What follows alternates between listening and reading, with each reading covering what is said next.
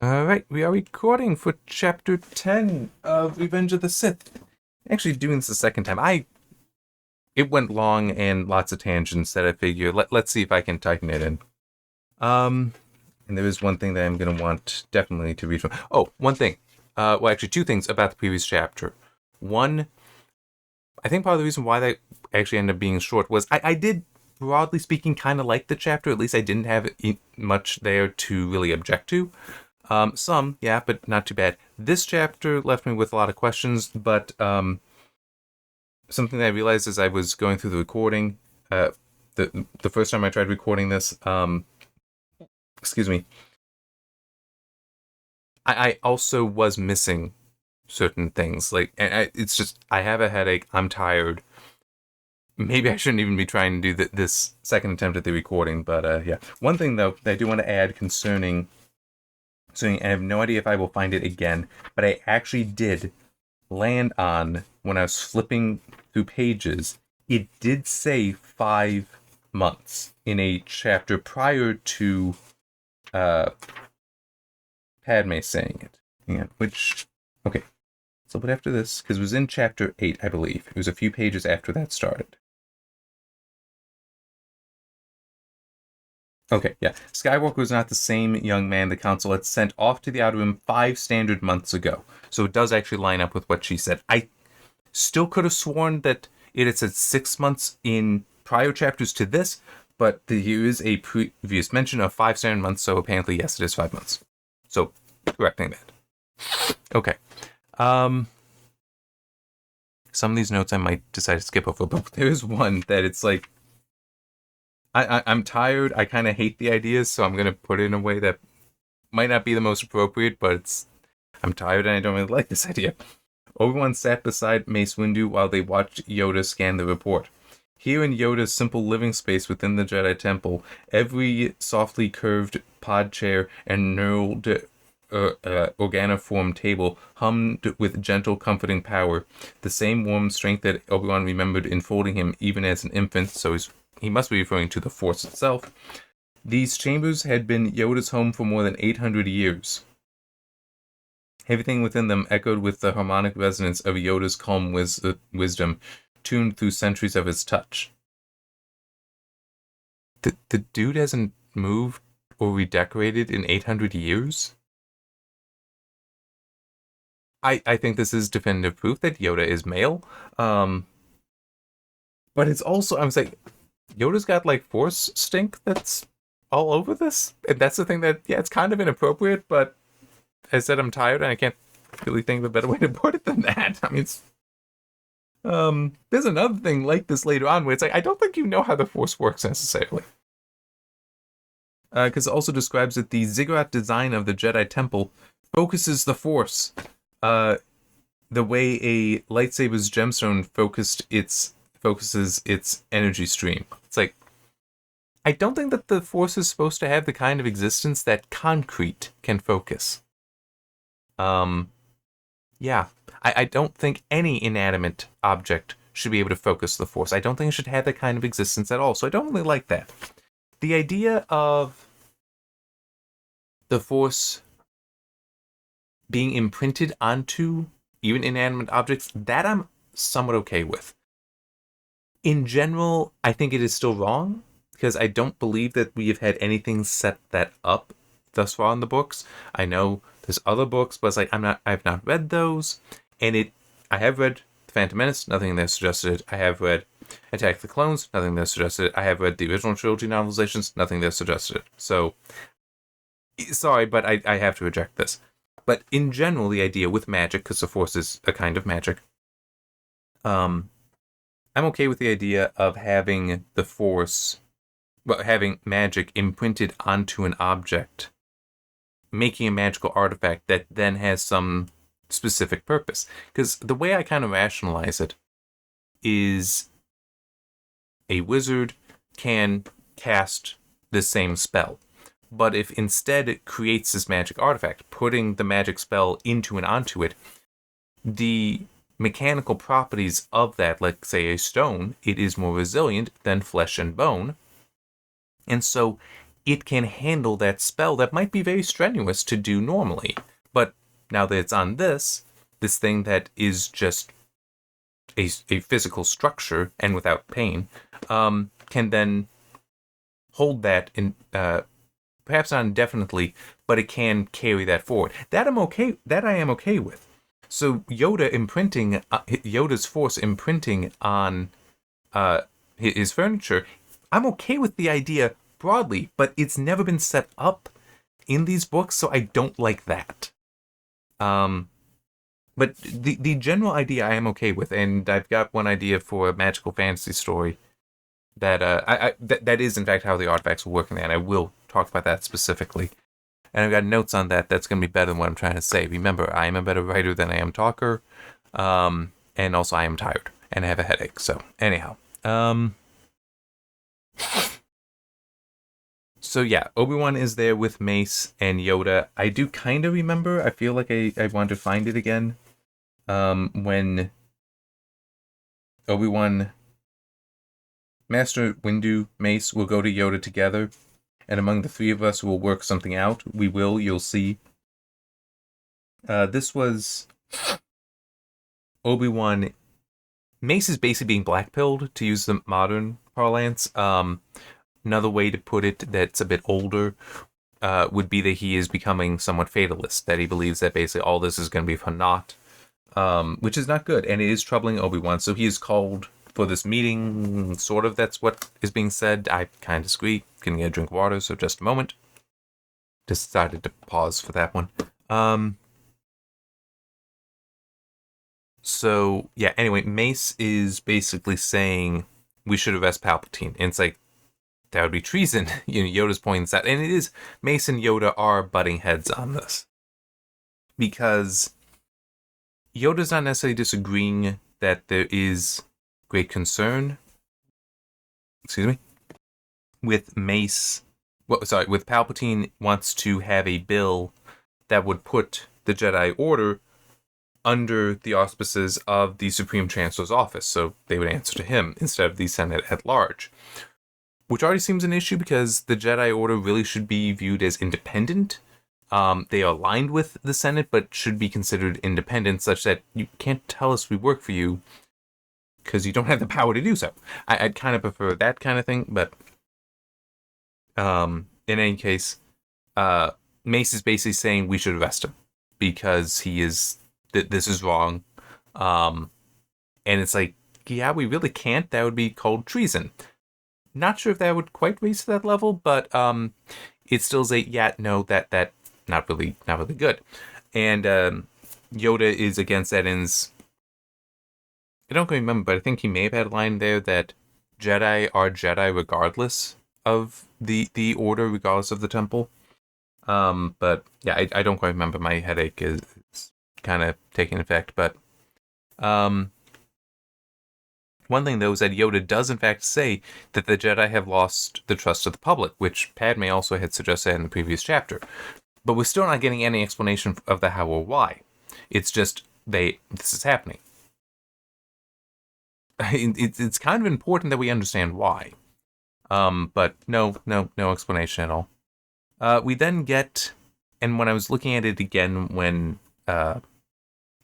initially recording this video, it seems that Mace is actually mocking, or at least mocking Obi-Wan or being sarcastic, because he calls him Obi-Wan the Negotiator. Oh, sorry, Kenobi the Negotiator, and it's just, I get of course, Kenobi the Negotiator. I should have guessed. That is why you asked for this meeting, isn't it? To mediate our differences if you can. It's like, I feel like he shouldn't be this mocking and dismissive towards Obi-Wan. It is very inappropriate, I feel. And I don't think it's accurate to the Mace Windu character, but I don't feel like arguing on that one too much, seeing as how he's not as present throughout the series of books. But what Obi-Wan ultimately suggests is like, look, it doesn't even matter. If we can just focus all of our effort on capturing General Grievous, the war ends. And then there's no reason for us to be under his control because the war will be done. Not unreasonable. But But it did also get me thinking about something that is a problem. Here, let me actually see if I can find the line. Um, uh,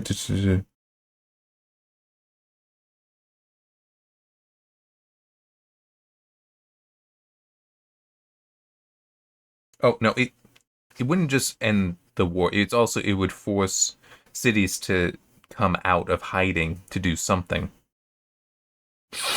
Um,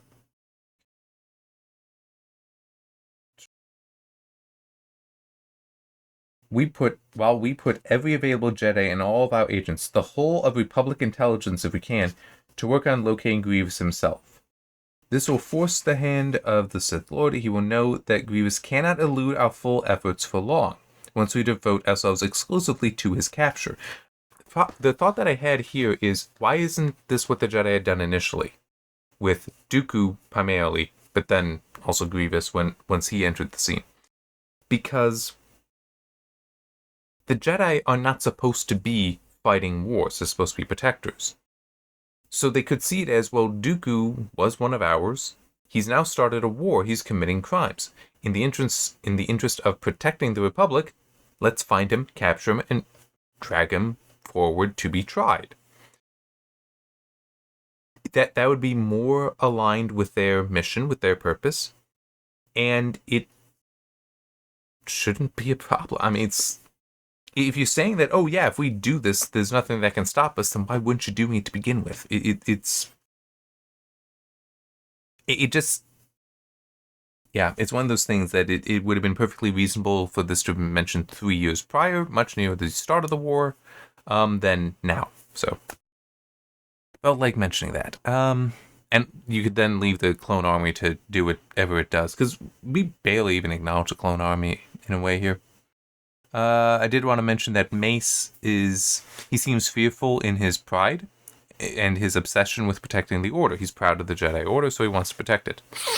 And part of what is interesting about this is, well, hang on, I just want to,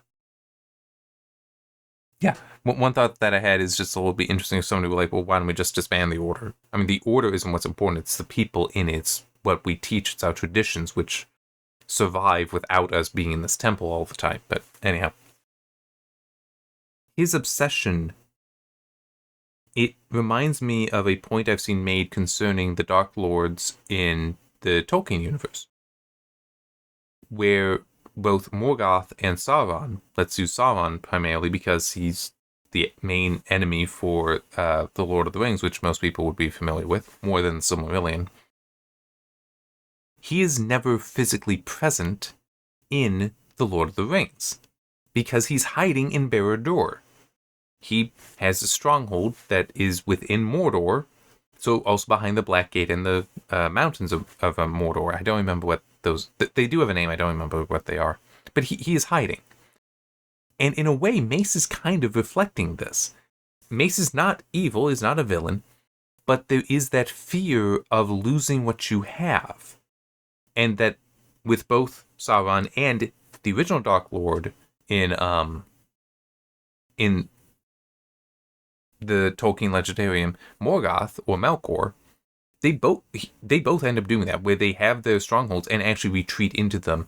And because of that, they never go out. They actually end up becoming far weaker and less influential because they're not there.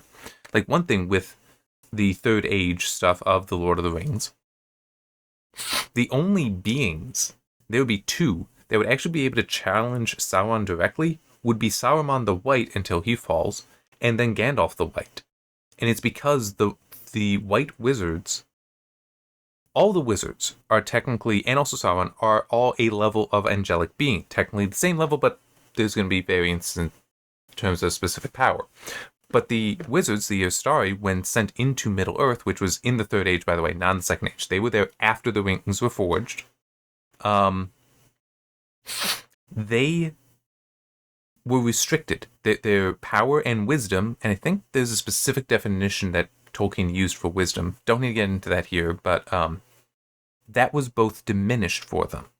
And I think also, even like they don't use their actual names either. They use names that were given to them, which Tolkien has a definite understanding of names, and I think a value to names such that that is probably very intentional, that they can't use their true names because that would also draw out their true power that is supposed to be restricted.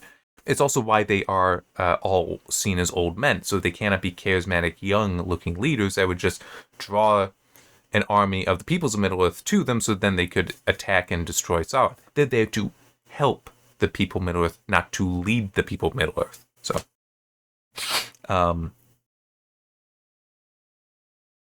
that's right.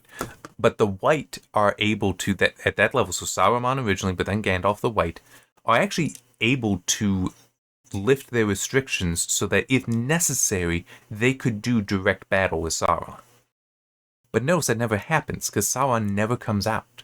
He's afraid of them. Well, technically, there is a confrontation when he is pretending to be the necromancer, and the White Council dealt with that during the events of The Hobbit, which in the Hobbit films is kind of captured. But in the book is just like mentioned. And then later it is confirmed that that was in fact Sauron. But it was, even in the necromancer form, he was keeping himself weakened because he didn't want to be exposed. And it's also worth noting, I don't remember where it was, but a point being made that necromancer in that case was just dark magic, black magic, not that he was resurrecting the dead. Not that, actually trying to remember, because wherever it was, I don't remember if a point was made that Tolkien's never acknowledged that that was even possible, but it is just black magic there. So necromancer, just a name more so than a raising the dead kind of thing that we normally associate with that. But it's still, my point being that if Sauron had in fact stepped out, he would have been dominant. He would have potentially had no one to truly challenge him, except for the one person, but it's still, his impact would have been huge, and he probably would have won. So that fear, that obsession weakens you. Tolkien definitely captures that. And in a way, that might be happening with Mace Windu here as well. If nothing else, it is an interesting thought to have to analyze the story. We then cut to Grievous on Utappa. There's some back and forth with him and Newt Gunray. That's a little interesting, because apparently the Trade Federation is who's been funding the war, and they are going bankrupt. Little interesting, because it does start getting into, well, how are they actually how can they continue to fund the war? But whatever, set that aside. Sidious then calls, so Palpatine then calls Grievous and tells him, the Jedi have finally decided to start hunting you, and Grievous is happy about this. He wants to kill more Jedi. It's like, who's it going to be? Obi-Wan. And Skywalker? No, just Obi-Wan. How does Grievous know? I'm sorry, how does Palpatine know this? It's like, this has only been discussed between Obi-Wan, Mace Windu, and Yoda at this point, to our knowledge, and there's no way they would have shared this with Palpatine. How could he know? It's just not answered. We then have something that I don't like how it was written. I will write things like this as well, but typically at the start of a chapter, where we have Anakin is at the top of the Jedi Temple, and he sees Obi-Wan there, and good, because I want to go talk to him. But then we get flashback basically from when he first entered the temple earlier in the day. Which I'm okay with doing that at the start of a chapter, because it's reasonable when you're starting a chapter that there's a time jump there. So it's like, we're jumping into here and then, okay, we're going back to catch you up to that point. I'm okay with that. It's weird to just see it in the middle of a chapter. I'm not saying it's wrong. To me, it's weird. I would not do that. And I don't think I ever have. I know I have at the start of a chapter done that. I don't think I've ever done it in the middle of one. But one thing I found funny is Anakin hopes Obi-Wan doesn't notice he hasn't changed his clothes from the day before, which are the clothes he wore when they went into the space battle that then turned into a battle on the Invisible Hand, or whatever that ship was called, to rescue Palpatine.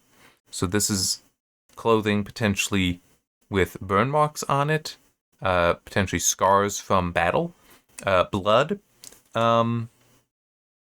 Yeah.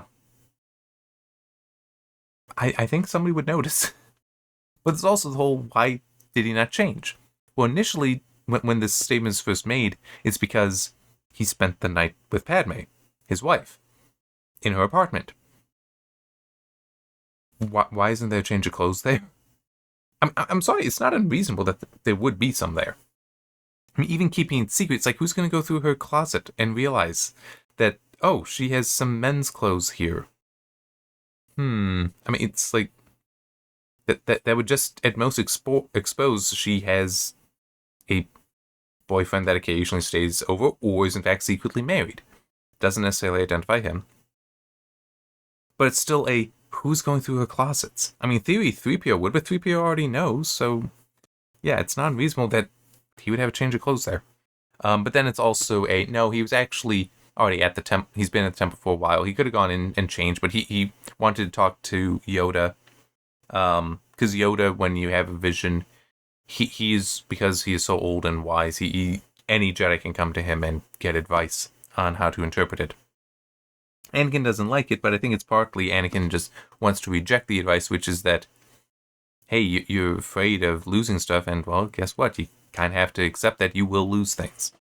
And Anakin wants to reject that, so he's not listening to it.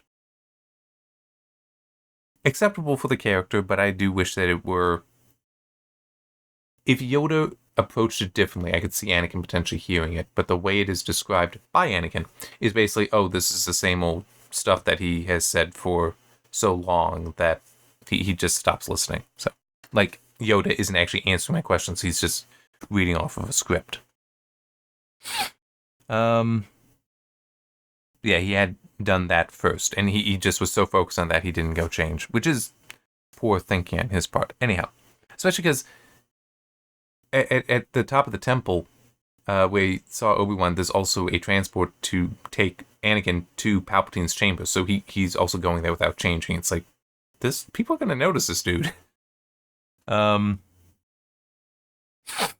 thing it said that I don't like, I don't feel like trying to find it, was that it claims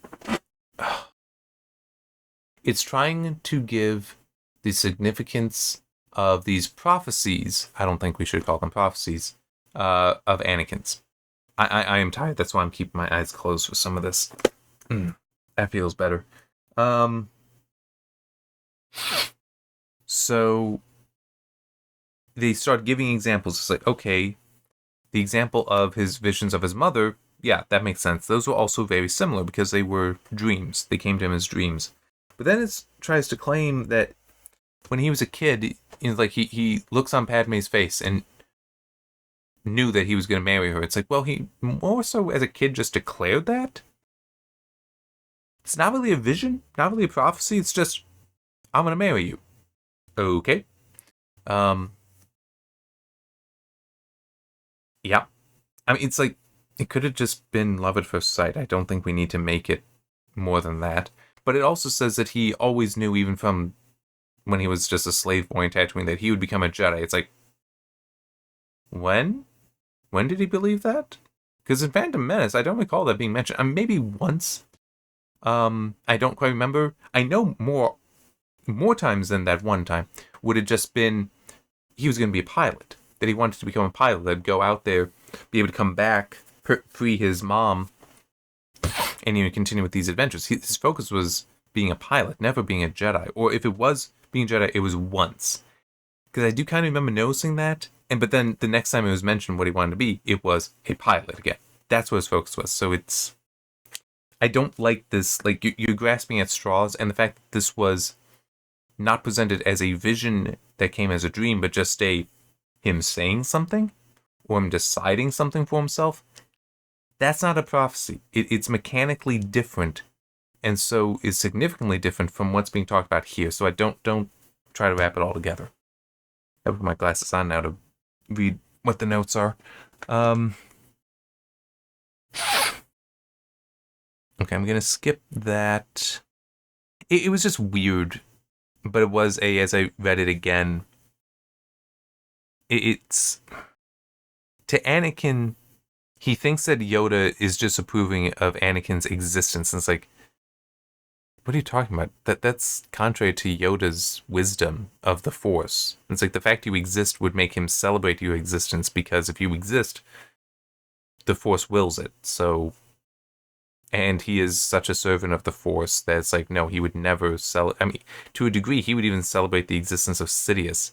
Just because you only exist because the Force wills it. There must be a purpose here, and that, to that extent, would bring him joy.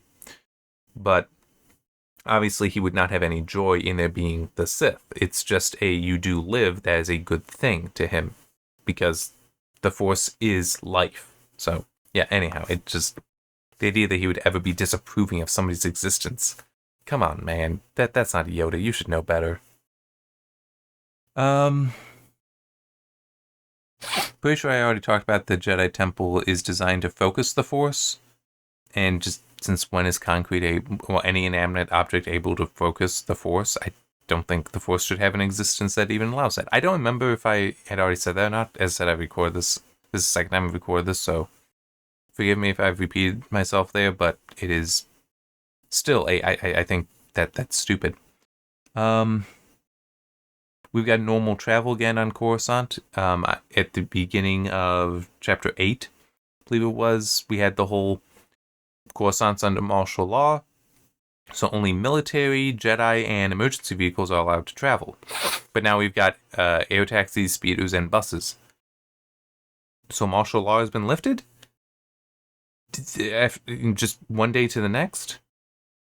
Yeah, I have a feeling that's more so they don't understand what martial law is. Because martial law should be something that is so severe a measure that part of the reason why you wouldn't do it is just, yeah, if we declare it, we're going to have riots from our own people not wanting this, not wanting the war to interrupt their lives like that, especially in this kind of way. So I really don't like that. It's like that we're now like, oh, suddenly that doesn't matter.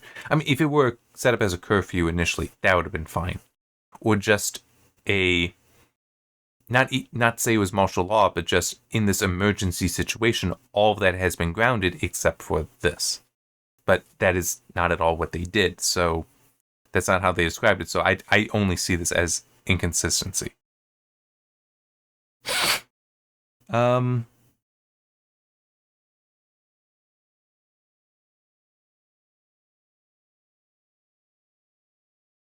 Okay. So the next part here, I know I could go on and on and on just blathering. I'm going to try to focus it, though.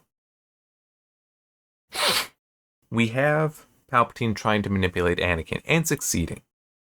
But what I really want to point out with this is not that Palpatine is doing a good job manipulating Anakin. It's more so Anakin is receptive to this manipulation at the moment. And I'm giving you an example here.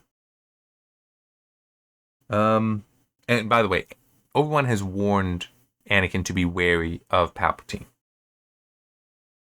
He's not really good at it, to be fair.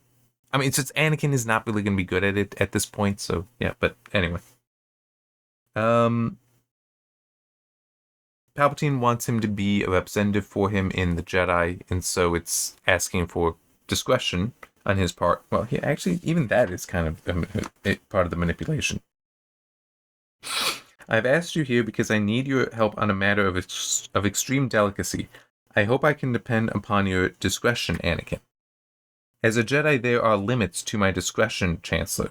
Oh, of course, don't worry, my boy. I mean, it's like, I need this. Oh, no, don't worry, it's not that big a deal. So you're already manipulating here by like, shifting goalposts. Is kind of what's going on there. Anakin, in all the years we have been friends, have I ever asked you to do anything even the slightest bit against your conscience? Well, and I never will. Like, Anakin's going, well, and I never will. It's like, just the day before, you asked me to murder a man in front of you.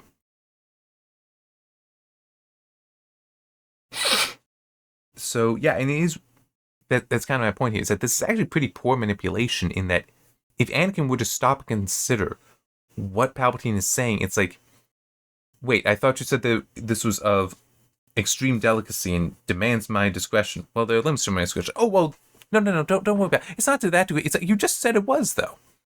And then say, I've never asked you to go against your conscience. Yes, you have. I've never done that. Excuse me. And there's some more of that here as well, where it is just this kind of back and forth that it's because okay, if Obi-Wan were to talk to him about this later, like have his own kind of conversation, Anakin would probably start believing him just because who's the last one talking. But if Anakin were to stop and consider what is being said here, I think he would realize that Palpatine is just spouting nonsense. Because it is not very good manipulation, it is not very skilled manipulation, but it is going to be effective. Because Anakin has no real reason to challenge it, to be critical of it, because he's not trained for that either.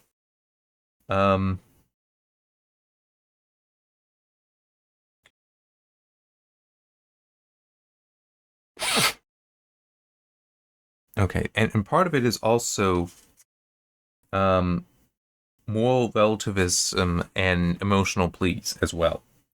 Because Palpatine starts basically suggesting that the Sith don't actually exist. Which actually, yeah, I should use this example. If you can find it. From what I have read, they were not so different from Jedi, seeking power to be sure, but so does your council. That's more relativism there, but it's also interesting because it contradicts something he said just on the previous page. But the whole not so different from your Jedi, though seeking power. But he also is like, because he was trying to say, oh, they're just some faceless enemies, setting up that they perhaps don't exist. Well, the Sith are hardly faceless, are they? Anakin points out. I mean, Dooku himself, was he truly a Lord of the Sith? Or was he just another in a string of fallen Jedi posturing with a red lightsaber to intimidate you? So you're saying, well, maybe he wasn't a Sith at all, but then you're saying that, well, the Jedi are just like the Sith. So it's like, these are actually inconsistent. You can't argue both points to be true because one contradicts the other. Because if the Sith are in fact just like the Jedi, just concerned with power, then Dooku falling, being a fallen Jedi, obsessed with power, makes him a Sith. So yes, he is in fact a Sith. So it's you have those contradictions there. That's part of the whole. This is actually kind of poor. It's not very skilled because you see those contradictions. And if Anakin were to stop and think about it, he would recognize them. He's not dumb. He's just not skilled at this, is how I want to put it. But there's also the moral relativism that comes up here, where Palpatine is basically saying that if a Sith walked in and you didn't kill him, which is also kind of funny. It's like, well, he only killed the last one because you told him to. But anyhow, I would ask him to sit down and would ask him if he has any power he could use to end this war. So it's this moral relativism and plea to emotion that, like to stop the bloodshed and all that. It's like, well, one problem with that is it's very easy to end a war. It's like if Palpatine, it is a lie when Palpatine says, I would do anything to end this war, because he can. He can surrender. That's completely true. That would end the war. Well, no, I can't do that. Why not? And it's like, fundamentally, and this would apply for anything, any story in any real war, is that you don't just... You fight the war because there is something that the fighting, the suffering, the sacrificing is worth it. That there is something you value so highly that those things you are willing to take on. But that gets into moral absolutism, whereas this is more relativism. Well, is a Sith really that bad if it could end this war? Because, yes, he's evil, but is not the war a greater evil? But it's like, it's still two evils here that you're choosing between. But those values that give you a justification to fight this war, that they would also be they very likely would also be justification to reject the Sith because the Sith are evil. So, yeah, it is, again, when those, if you stop and think about what is actually being said here, you can reject it. But it is also, what is he doing?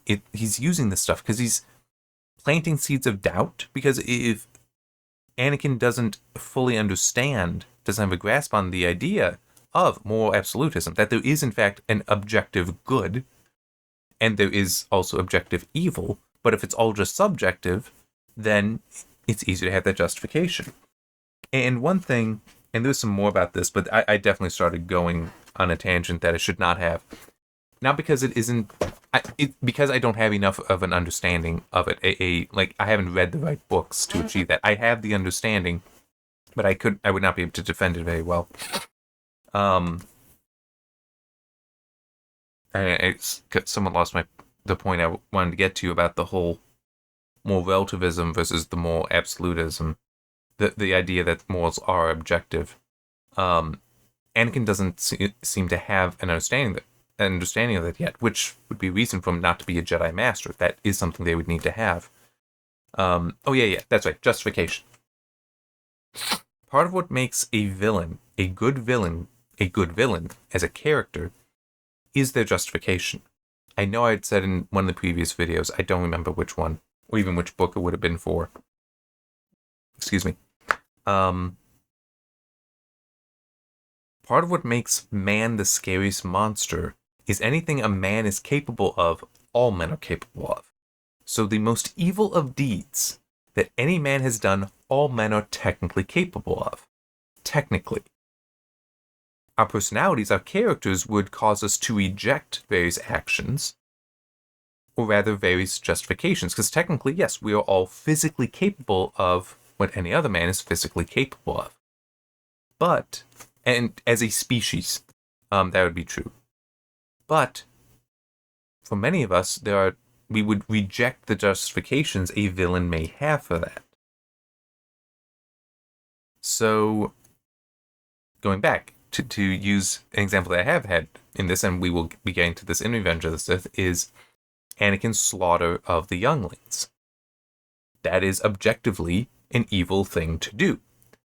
The moral absolutist view there, it is wrong to do that. But he has a justification, which is that, or he may have one, that the Jedi are corrupt, that the Jedi are, I will say, evil, even though it's, from his perspective, evil. It's subjective there, not objective. Therefore, actions to destroy the Jedi are defensible. But a normal person would reject that. A person with the moral, absolute morality, people with understanding objective morality, understanding objective good, would still reject that. So it is that whole, the justification is rejected, but we can still understand it. And that's part of what makes a good villain so interesting, is because when you can see that justification and understand it, you can still reject it, but it doesn't diminish your understanding of it.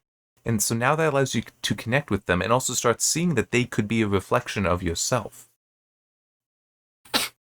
So, yeah.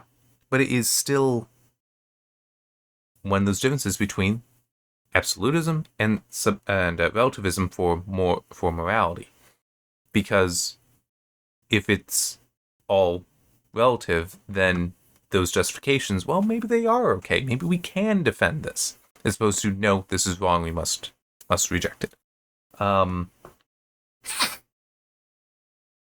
necessarily a good example, but, and it was actually mentioned yes, it was mentioned in this chapter about, like, I've seen what it's like outside of the Republic. Mace is arguing that we need to preserve the Republic at all costs. Because, outside of it, you'll see things like slavery.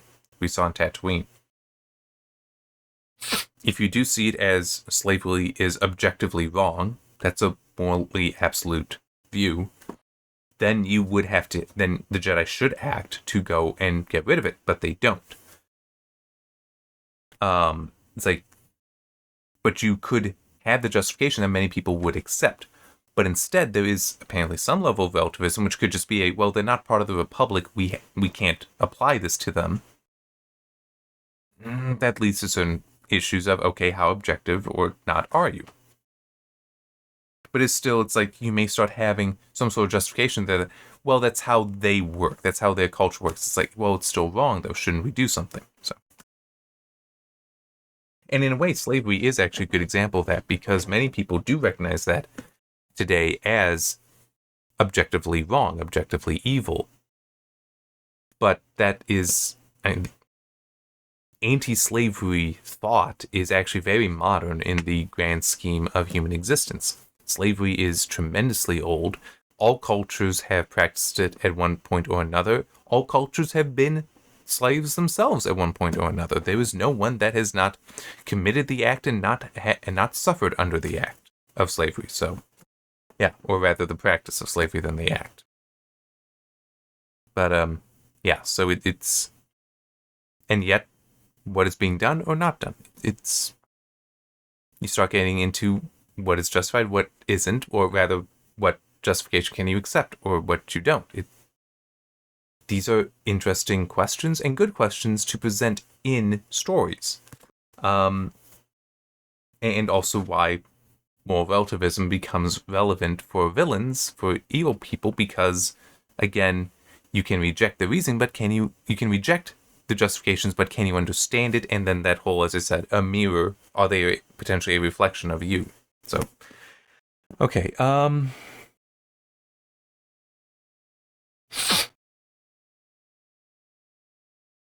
one thing mentioned is that, so then we get to, Palpatine wants to have Anakin elevated to the council and be his representative there. But as Anakin is thinking about this, two things happen. One is he does acknowledge that I would be the youngest master in the Jedi Order's 25,000 year history. So I guess that might be a good reason for why you're not a master then, why you've been rejected from that. So you thinking that it's just people are conspiring against you to not let it happen. It's like, or it could just be, no, you are literally too young. It might be, we want you to be over 30.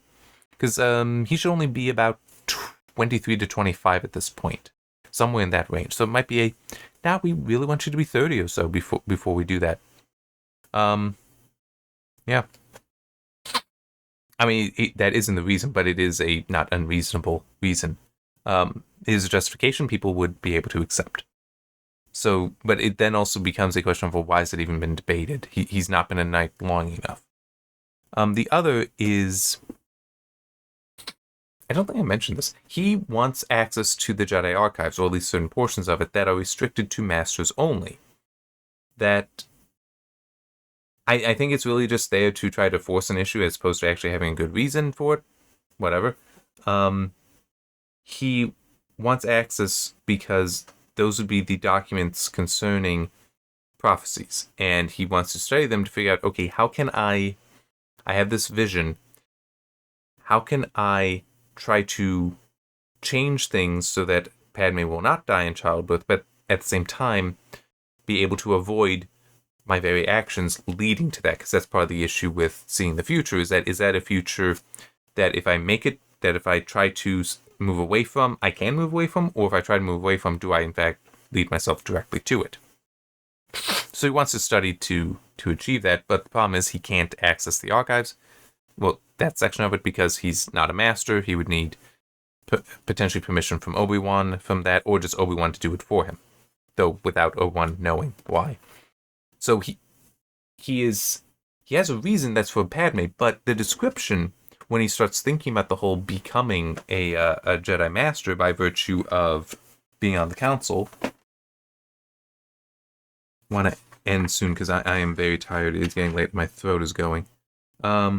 He could see himself seated in one of the low curving chairs opposite Mace Windu, opposite Yoda. He might sit next to Ki-Adi-Mundi or Plo Koon, or even beside Obi-Wan. And he could not quite ignore the quiet whisper from down within the furnace doors that sealed his heart that he was about to become the youngest master in the 25,000 year history of the Jedi Order. The furnace doors that sealed his heart, that's a reference to some metaphors that they were doing earlier, and I didn't talk about them. But that's why I say it does make sense. I don't necessarily like the metaphor, so in that way it does make sense, but its presence here does make sense. But none of that really mattered. Palpatine had somehow seen into his secret heart and had chosen to offer him the one thing he most desired in all the galaxy. He didn't care about the council, not really. That was a childish dream. He didn't need the council. He didn't need recognition and didn't need respect. What he needed was the rank itself. All that mattered was mastery. This is quite a bit written of him just focusing on, I want to be a master, I want to be a master. Now we get to the whole, all that mattered was Padme. So we finally get the justification here. For him, which is that he wants to achieve this so that he can save Padme, potentially. And this is potentially, well, there's one of two explanations here. One, which is good storytelling, which is that he wants to be a master. That he has this selfish desire, this prideful desire to be a master.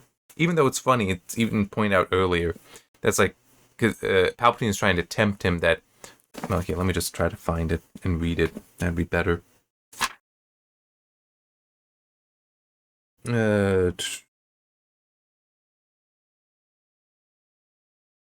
Okay. Age is no measure of wisdom, because Anakin tries to defend the fact that, when I'm older and wiser, but age is no measure of wisdom. They keep you off the council because it's the last hold they have on you, Anakin.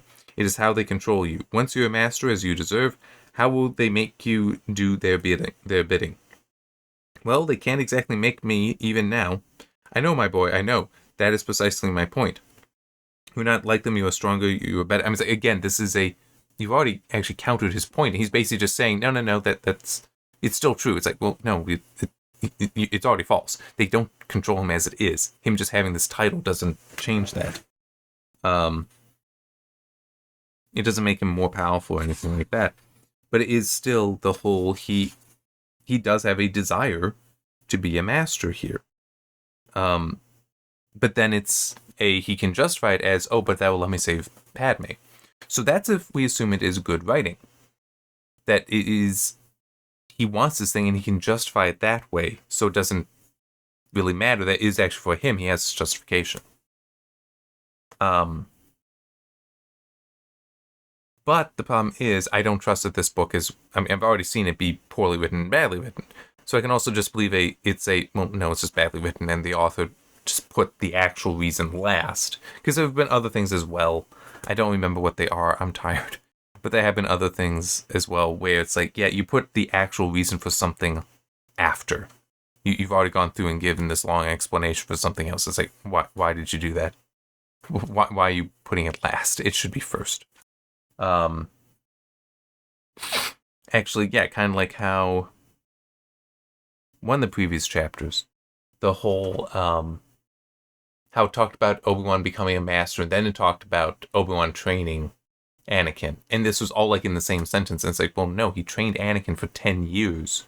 No, 12, 13 years before he became a master. So flipping that order is wrong. It's inappropriate to do. So it is actually completely reasonable that this is not, Anakin is in fact starting to fall. And he is thinking selfishly, but he has justifications.